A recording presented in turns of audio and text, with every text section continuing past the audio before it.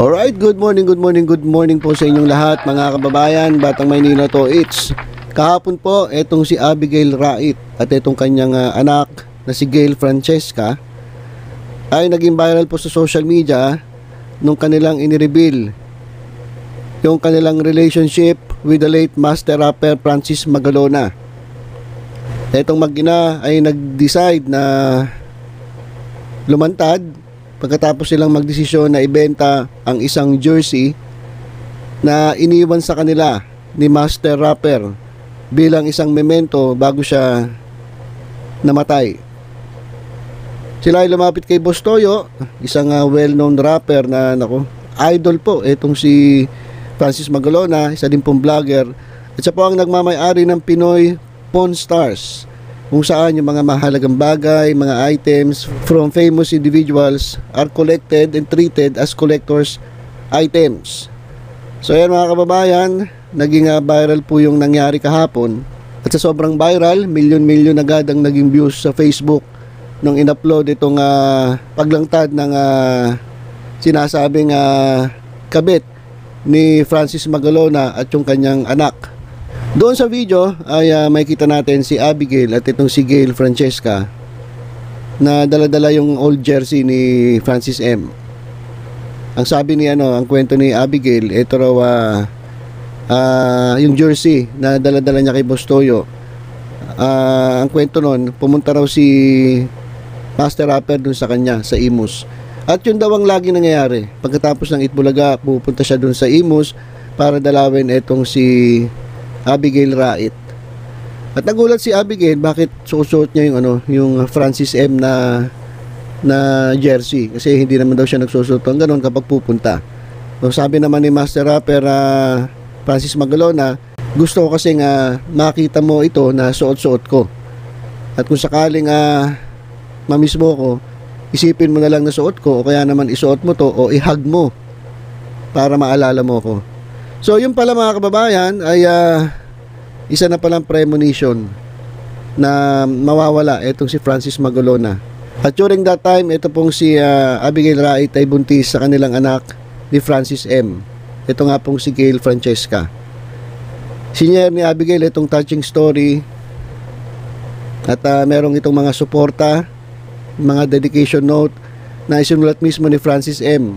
dun sa jersey, dun sa several photos na pinakita niya rin kay Boss Toyo, at pati mga litrato na kung saan ay hawak o karga-karga ni Francis Magalona itong kanilang newborn daughter na si Francesca. So anong nangyari doon mga kababayan, ang initial asking price ay 700,000 pesos. Although hindi mapresyohan ito nung una, hindi mapresyohan ni Abigail, hindi niya kasi alam ang presyo. However, nabanggit niya 700 hanggat nagkatawaran at nagkaroon sila ng deal at 500,000 pesos. So, ang sabi ni Abigail, the reason for selling the jersey was to preserve it and allow more fans to see it. She also felt it was time for the public to know and recognize her and Francis M's child after 15 years of keeping the relationship private. At tulad din ni Francis Magalona, itong anak nila na si Francesca ay mukhang talented din po at mayroong potensyal na maging rapper, singer at even maging artista, sabi ni Abigail. Sa video ay pinagsample pa ni Boss Toyo itong anak ni Francis M, at talaga namang meron itong rap skills. Pinerform niya yung bagsakan, na kung saan itong bagsakan na to ay kinanta ni Francis Magalona, kasama niya dito si parokya ni Edgar, si Chito Miranda at si Glock 9. At talaga namang pwede po mga kababayan. Wala merong pinagmanahan. So sabi ni Abigail, itong kanyang paglantad ay maaaring lead to negative reactions sa mga tao. Maaaring magalit sa kanya ang ilang mga tao, lalong-lalo na yung mga fans ng Itbulaga, at maaaring siya tawaging isang kabit. However, sabi niya, siya naman ay handang harapin itong mga ganitong reactions. Sabi naman ng iba, ay importanteng matandaan natin na kinakailangan nating respetuhin itong desisyon ni Abigail to share her story. O habang itong ibang netizens ay meron pang mga negative reactions, dapat daw isipin natin na kinakailangan nating malaman muna ang full story behind her relationship with Francis Magalona.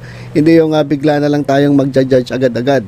Kailangan daw malaman natin yung kumpletong istorya dito sa relasyon ni Francis Magalona at ni Abigail Rait. Kasi merong lumalabas mga kababayan na galing po sa isang netizen. Ito raw asawa ni Francis Magalona na si Pia Magalona na manager din ni Francis M. ay nagkaroon daw ng boyfriend bago pa raw nagkaroon ng relasyon si Francis Magalona dito kay Abigail Rait. Ayan mga kababayan, ito na, lumalabas na po itong mga ganitong kwento kasi nga masyado nang nakafocus kay Abigail Rait. Kaya sabi, tingnan muna natin yung ibang side ng storya. At meron nga naglabas na netizen ang sabi, bago pa nga nagkaroon sila ng relasyon, itong si Francis M at itong si Abigail Rait, mas naunang nagloko etong asawa ni Francis M na si Pia Magalona.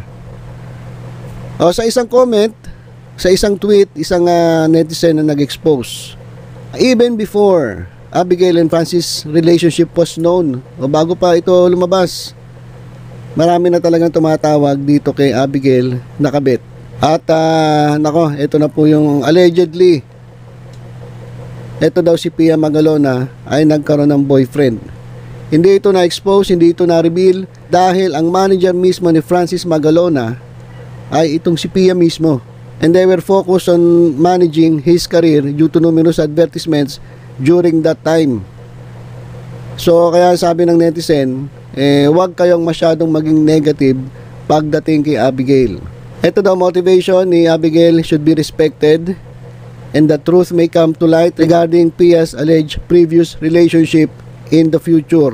So ito po yung post ng nagngangalang Megs at mukhang meron siyang direct info kasi hindi naman niya ilalabas to kung wala siyang hawak na resibo So sabi niya, alam ng family ni Francis M. They were separated when it happened. Pia had a rumored boyfriend na at that time. Manager lang ni Francis M si Pia kaya may pinoprotect kuno na image at maraming ads kaya ingat sila. Magsitigil kayo, nasa music video pa ni Glock 9 yung babae. O ayan mga kababayan, yung latest natin dito sa issue ng pagiging kabit di umano ni Abigail Rait kay Francis Magalona. So, nako, mukhang matindi itong revelation na ito. At mukha namang meron pong itong resibo. Kaya dun sa mga paalala lang dun sa mga nagsasabi ng mga negative comments about Abigail Rait, tingnan muna natin yung totoong nangyari. Ano ba talaga yung nangyari? Paano nangyari?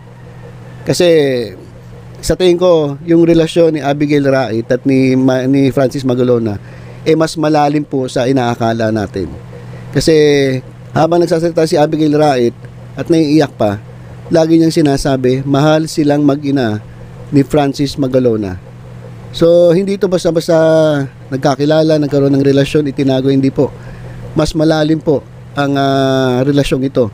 Ay nga po yung dapat nating alamin muna bago tayo mag-conclude at bago nating sabihang kabit itong si Abigail Rait. At meron ako mga nababasa na sana kung magko-comment kayo tungkol dito sa sabi nating love triangle, dapat wag idamay etong si Gail Francesca, itong anak. Kasi unang-una wala naman siyang kinalaman doon sa nangyari sa kanilang sa kanyang ina at sa kanyang ama na si Francis M. So wag nating idamay yung bata. Kung meron mga dapat pag-usapan, ito po yung si Francis M, Abigail Rait at etong si Pia Magalona. At ito nga mga kababayan, lumalabas ayon sa ilang netizens na mukhang alam na alam at may resibo na bago pa ito nangyari, ang unang nagloko, mga kababayan, bago masabi na nagloko si Francis M., ang una raw nagloko ay itong si Pia Magalona.